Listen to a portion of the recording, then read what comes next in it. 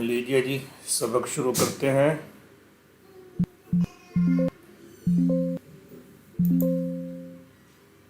السلام علیکم ورحمۃ اللہ، ان الحمد للہ والصلاۃ والسلام علی رسول اللہ۔ آج ہم پڑھنے جا رہے ہیں سورہ طٰہٰ کی آیت نمبر 49 سے 53 تک کا ترجمہ۔ اس میں ہم دیکھیں گے کہ جب حضرت موسیٰ علیہ السلام فرعون سے ملے تو فرعون نے سب سے پہلا سوال کیا کیا اور موسیٰ علیہ السلام نے اس کا کیا جواب دیا۔ جو موسیٰ علیہ السلام نے اس کا جواب دیا تھا وہ جواب قیامت تک کے لوگوں کے لیے ایک بہت زبردست رہنمائی ہے۔ ہمیں سب کو اس جواب کو یاد کرنا چاہیے۔ اعوذ باللہ من الشیطان الرجیم، بسم اللہ الرحمن الرحیم۔ قال فمن ربکما یا موسیٰ، فرعون کہتا ہے موسیٰ علیہ السلام سے کہ تمہارا رب کون ہے؟ قال، کہا اس نے، فرعون نے کہا، فمن، تو من کون ہے، رب کما تم دونوں کا۔ اگر ہم کہیں اس کو رب کا تو معنی ہوں گے تیرا رب ایک کے لیے، رب کما تم دونوں کا رب۔ اگر ہم یہاں کم لگا دیں تو رب کم تم سب کا رب۔ قال فمن ربکما یا موسیٰ، اے موسیٰ تم دونوں کا رب کون ہے؟ قال فمن ربکما یا موسیٰ، کہا اے موسیٰ پھر تمہارا رب کون ہے؟ تو سیدنا موسیٰ علیہ السلام نے کیا جواب دیا؟ قال ربنا الذی اعطی کل شیء خلقہ ثم ہدی۔ قال، فرمایا موسیٰ علیہ السلام نے، ربنا ہمارا رب۔ بعض اوقات قرآن مجید میں آتا ہے ربنا، با کے اوپر زبر۔ جب با کے اوپر زبر ہو تو پھر ترجمہ اس کا ہوگا اے ہمارے رب۔ اگر با کے اوپر پیش آ رہی ہے تو پھر تعارف کرایا جا رہا ہے اپنے رب کا، تو ترجمہ ہوگا ربنا ہمارا رب۔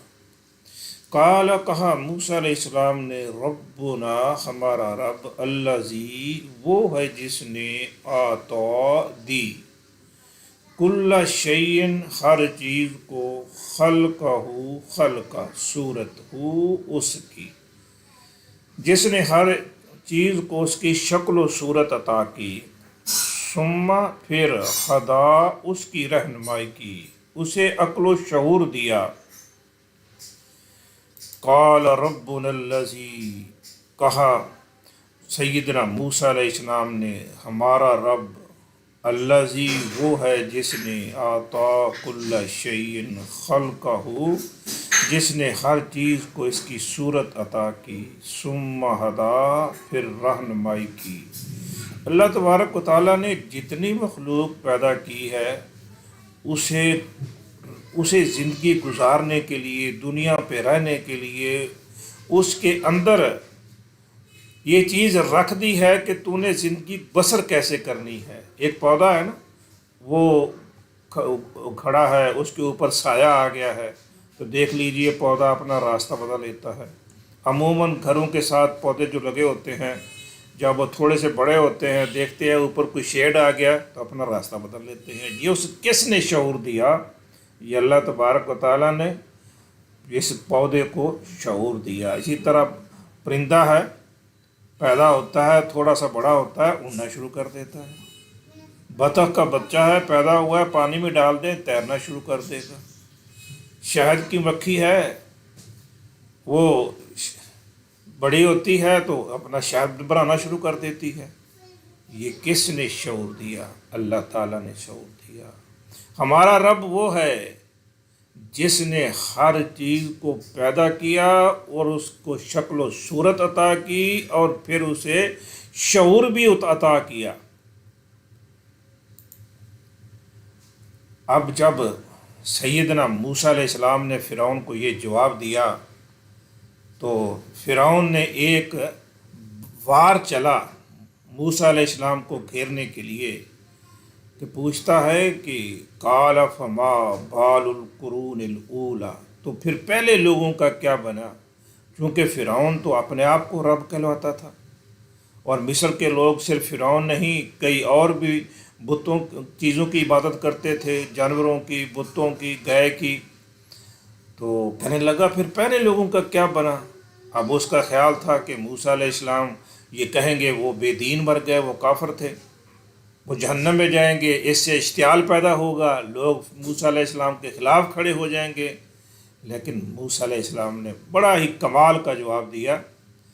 دیکھتے ہیں اگلی آیت میں، قال کہا، فما تو کیا ہے، فا تو ما کیا ہے، بال و حال، القرون الاولی، قرون وقت کو کہتے ہیں، ایک لمبے وقت کو، قرون قوم کو بھی کہتے ہیں، زمانے کو، جماعتوں کو، الاولی پہلی، اول کی مؤنث ہے اولا۔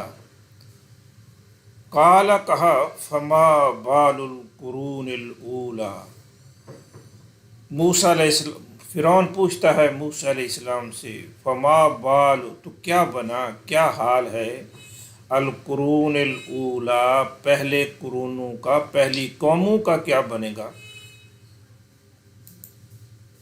قال فما بال القرون الاولی، کہا پہلی جماعتوں کا کیا حال ہے؟ تو موسیٰ علیہ السلام نے جواب کیا دیا؟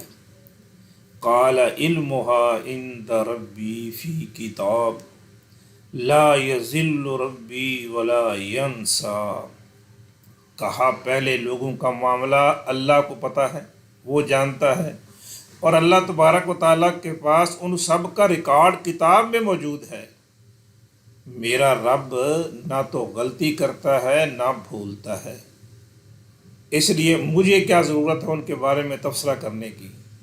اللہ کا معاملہ ہے اور ان کا معاملہ ہے، اللہ جانے اور وہ جانے، اللہ تبارک و تعالیٰ نے ان کا ریکارڈ محفوظ کیا ہوا ہے۔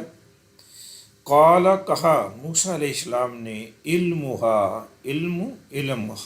ان کا، ان کا علم، عند ربی عند پاس، ربی میرے رب، قال علمها عند ربی، کہا کہ ان کا علم میرے رب کے پاس ہے، فی کتاب ایک کتاب میں، یعنی صرف زبانی کلامی نہیں، اللہ تبارک و تعالیٰ کے ہاں ریکارڈ میں ہے۔ لا یضل، لا نہیں، یضل غلطی کرتا، ذلہ یضل، ذلہ اس نے غلطی کی، وہ راستے سے ہٹا، یضل وہ غلطی کرتا ہے، لا یضل غلطی نہیں کرتا۔ کون؟ ربی میرا رب، ولا اور نہ ہی، ینسا ناسیا، ینسا ناسیا وہ بھول گیا، ینسا وہ بھول جاتا ہے، ولا ینسا اور وہ نہیں بھولتا۔ قال علمها عند ربی، کہا ان کا علم میرے رب کے ہاں ہے، فی کتاب ایک کتاب میں، لا یضل ربی ولا ینسا، میرا رب نہ غلطی کرتا ہے اور نہ ہی بھولتا ہے۔ الذی جعل لکم الارض مہدا، مزید سیدنا موسیٰ علیہ السلام اپنے رب کا تعارف کراتے ہیں۔ الذی وہ جس نے، جعل بنایا، لکم لیکم تمہارے، الارض زمین کو، مہدن بچھونا، رہنے کی جگہ، الذی جعل لکم الارض مہدا، میرا رب وہ ہے جس نے تمہارے لیے زمین کو بچھونا بنا دیا۔ مہد صرف بستر ہی نہیں ہوتا، مہد وہ جگہ ہے جہاں بندے کے رہنے کی جملہ سہولیات موجود ہوں۔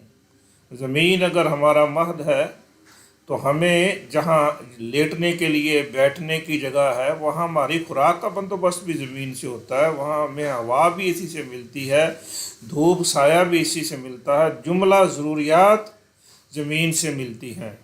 تو مہد کے معنی زیادہ مناسب یہ ہیں کہ ہمارے رہنے کی جگہ، جس نے تمہارے لیے بنایا زمین کو بچھونا، وَسَلَكَ لَكُمْ فِيهَا سُبُلًا، وَسَلَكَ، اور اس نے چلا دیے اس میں تمہارے لیے راستے۔ زمین میں راستوں کا ہونا بھی اللہ تبارک و تعالیٰ کا ایک بہت بڑا انعام ہے۔ پہاڑی علاقوں میں چلے جائیں، ہر طرف پہاڑ ہی پہاڑ ہوتے ہیں، اور وہاں راستے ڈھونڈنا بہت مشکل ہوتا ہے، اور بڑے مشکلات راستوں سے گزر کے ایک بستی سے دوسری بستی میں جانا ہوتا ہے۔ اور جہاں راستے ہوتے ہیں، یہ اللہ تعالیٰ کا انعام ہے کہ جہاں سے وہ پہاڑ کم اونچے ہوتے ہیں تو وہاں سے راستے لوگ بنا لیتے ہیں گزرنے کے لیے۔ اسی طرح صحرا میں چلے جائیں تو وہاں تو ہوا چلتی ہے، راستے مٹ جاتے ہیں۔ اگر وہاں بھی راستے میسر ہوں تو کتنا بڑا یہ اللہ تبارک و تعالیٰ کا انعام ہے۔ یہ اصل میں یہ جو ہے نا میدانی علاقوں کے لوگ، ان کو ان راستوں کی اہمیت کا اتنا اندازہ نہیں ہے جتنا پہاڑی اور صحرا کے لوگوں کو اس کا اندازہ ہے۔ تو میدانی علاقوں میں بھی یہ سڑکیں اور نہ ہوں تو کس قدر مسائل کھڑے ہو جائیں۔ یہ بھی اللہ تبارک و تعالیٰ کی قدرتوں میں سے ایک قدرت ہے۔ وَسَلَكَ لَكُمْ، وَسَلَكَ، اور اس نے چلایا۔ سالک کے معنی چلنا بھی ہوتے ہیں اور چلانا، دونوں معنی دیتا ہے۔ وَسَلَكَ، اس نے چلایا، اس نے بنایا، لَكُمْ، لا لیے، کم تمہارے، فیہا، فی میں، ہا اس، کس میں، زمین میں، سبلن، سبیل کی جمع ہے، سبلن راستے، کہتے نہیں فی سبیل اللہ، اللہ کے راستے میں، تو سبیل کی جمع سبلن، وَسَلَكَ لَكُمْ فِيهَا سُبُلًا، اور تمہارے لیے اس میں راستے بنائے۔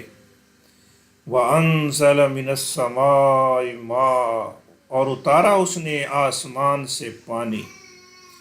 وَأَنزَلَ، اور انزل، اس نے نازل کیا، اس نے اتارا، من السماء، من سے، السماء آسمان، من السماء آسمان سے، ماءً پانی۔ وَأَنزَلَ مِنَ السَّمَاءِ مَاءً، اور نازل کیا اس نے آسمان سے پانی۔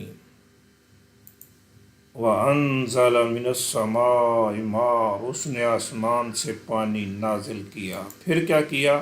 فَأَخْرَجْنَا بِهِ أَزْوَاجًا مِّن نَّبَاتٍ شَتَّىٰ، فَأَخْرَجْنَا، پھر اخرجنا، اخرج اس نے نکالا، اخرجنا ہم نے نکالا۔ اللہ تبارک و تعالیٰ فرما رہے ہیں کہ ہم نے نکالا، بہی، بی سے، ہی اس، بہی اس سے، ازواجن زوج کی جمع ہے، کس میں، زوج اور زوجتن، یہ مرد اور عورت کے جوڑے کو بھی کہتے ہیں، اور زوج سے مراد قسم بھی ہے، اور یہ ازواج جمع ہے، اس کے معنی ہے قسمیں، ازواجن قسمیں، من سے، نباتن نباتات کی، شتّا کئی قسم کے، فَأَخْرَجْنَا بِهِ أَزْوَاجًا مِّن نَّبَاتٍ شَتَّىٰ، پھر اگائے ہم نے اس سے طرح طرح کے نباتات۔ اب زمین میں، آسمان سے بارش ہوتی ہے، اور اس بارش کے ذریعے زمین سے کئی قسم کے نباتات اگتے ہیں جو انسانوں اور جانوروں کے کھانے کے کام آتے ہیں۔ یہ اللہ تبارک و تعالیٰ کے یہ انعامات ہیں۔ یہ ہے رب جس کے بارے میں سیدنا موسیٰ علیہ السلام سے فرعون نے سوال کیا، اور موسیٰ علیہ السلام نے اس کا جواب دیا۔ اچھا، بعض مفسرین لکھتے ہیں کہ یہ جو آخری آیت ہے، یہ پہلا تو جواب تھا سیدنا موسیٰ علیہ السلام کا کہ میرا رب وہ ہے جس نے ہر چیز کو پیدا کیا ہے اور اس کو شعور بخشا ہے۔ پھر فرعون نے دوسرا سوال کیا کہ پہلی قوموں کا کیا بنا، تو اس کا موسیٰ علیہ السلام نے جواب دیا کہ ان کا علم میرے رب کے ہاں ہے، وہ کتاب میں لکھا ہوا ہے، میرا رب نہ غلطی کرتا ہے نہ بھولتا ہے۔ اور اس سے اگلی جو آیت آ رہی ہے، یہ آیت موسیٰ علیہ السلام کی نہیں ہے، یہ قرآن مجید میں اللہ تبارک و تعالیٰ کی طرف سے یہ اس موقع پر محمد رسول وسلم کو بتلائی گئی ہے۔ تو اس کے بعد مفسرین کہتے ہیں کہ یہ بھی ہو سکتا ہے کہ اسی موقع پر موسیٰ علیہ السلام نے فرعون سے کہی ہو، اس موقع پر کہی ہو یا بعد میں یہ نازل ہوئی ہو۔ تو یہ ہمارے لیے ایک رہنمائی ہے کہ اگر ہم سے کوئی پوچھے کہ تمہارا رب کون ہے، تو ہمارے پاس اس کا جواب یہ ہے کہ ہمارا رب وہ ہے جس نے ہر چیز کو شکل دی، اس کو شعور بخشا، جو آسمان سے بارش اتارتا ہے اور اس بارش کے ذریعے پھر زمین سے بے شمار نباتات اگتے ہیں اور نباتات ہماری خوراک کا ذریعہ ہیں۔ جس کے اندر یہ صلاحیت ہے، یہ خوبی ہے، وہ رب ہے، اس کی عبادت کی جائے، اور جس کے اندر یہ خوبی، یہ کمال نہیں ہے، وہ رب ہونے کے لائق نہیں ہے نہ وہ۔ اب عبادت کیا ہے؟ عبادت دیکھیے کہ مشرکین مکہ یہ کہتے تھے کہ زمین اللہ نے بنائی ہے، آسمان اللہ نے بنایا ہے، بارش اللہ نے نازل کی ہے، وہ سب کچھ مانتے تھے۔ تو پھر لات منات عزا حبل کیا تھے؟ وہ کہتے تھے ان کو بھی اللہ تعالیٰ نے اختیار دیے رکھا ہے، اور وہ ان کے پاس کیوں جاتے تھے؟ مکے والے ان بتوں کے پاس کیوں جاتے تھے؟ وہ دعا مانگنے کے لیے جاتے تھے کہ ہماری فلاں مشکل ہے، فلاں مصیبت ہے، فلاں پریشانی ہے، یہ حل کر دے۔ تو اسی سے روکا گیا نا، تو اسی لیے کہا گیا نا لا الہ الا اللہ، اللہ کے علاوہ کوئی معبود نہیں ہے۔ کیا ہے؟ دعا مانگنی ہے تو اللہ سے مانگے، اللہ کے علاوہ کوئی تمہاری دعائیں قبول کرنے والا نہیں ہے، کوئی تمہاری مشکلات حل کرنے والا نہیں ہے، کوئی ڈوبتی ہوئی کشتیوں کو ترانے والا نہیں ہے، کوئی اولاد دینے والا نہیں ہے۔ ورنہ مکے کے لوگ سب رب کو مانتے تھے، بیت اللہ کا طواف بھی کرتے تھے، حج بھی کرتے تھے، قربانی بھی کرتے تھے، سب کچھ کرتے تھے، ساتھ ساتھ یہ کہتے تھے کہ اللہ تعالیٰ نے ان کو بھی اختیار دے رکھا ہے۔